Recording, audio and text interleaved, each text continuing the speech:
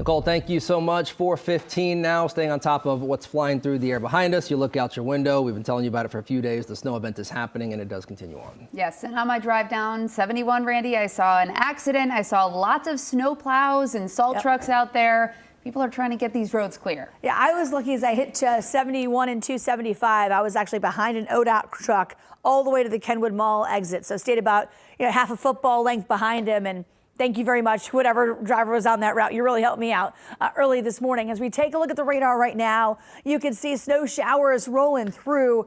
We have some pockets of slightly more intense snow, but it's kind of hard to see here in this mode. If you look really closely, there's some deeper blues along 71.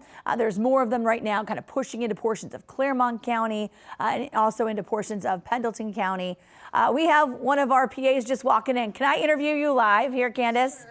Come on over. You have to talk into my microphone. Candace, how was your drive-in? It was awful. It took me an hour and 20 minutes to get here. From Butler County. Butler County. 74 was not treated. So there you go.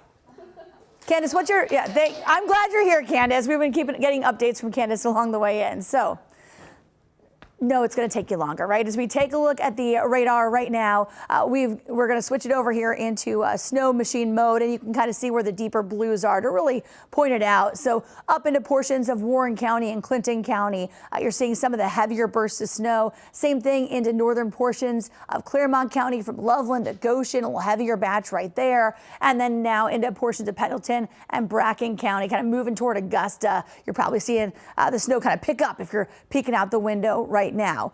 It does get lighter back into southeastern Indiana, but it's going to be a while before we're totally done with the snow. As we take a look at what's going on here into the northern counties, again, it's snow showers for everybody. Big fat flakes that are quickly coating all the roads into the 275 loop. Same thing for northern Kentucky. So I want to give you the wide view because, again, though we're talking about snowfall, it's going to be done in less than 3 hours. So it really was kind of 3 to 6 a.m. is when I was kind of narrowing down as what would be kind of the worst of it as far as the rapidly accumulating snow. So as we go into the heart of the morning rush, 8 and 9 a.m., the snow won't be falling anymore, but damage still done at that point, and it's going to be a while before it all goes away because there's no big warm up on the back side of this. It's not going to melt away on its own. We're going to have all the snow plows come through and push it all on out of here. So the back edge of the snow right now approaching Indianapolis, and you know how long it takes to drive to Indy. You're looking at least 2 hours here before the snowfall rate starts to let up for us in greater Cincinnati. So let's take a look at the winter weather alerts. We are under a winter weather advisory through 10 a.m. Though again, the snow will probably be done for most of us by 7. Current temperatures are sitting in the upper 20s. These aren't going to move a whole bunch as we go through the day. And when you factor in the winds, right now the winds are light, but it'll feel like the 20s as we head throughout your day. So let's take a look here. Futurecast showing we hit 5 a.m. and we'll start to see that back edge kind of moving closer to our area.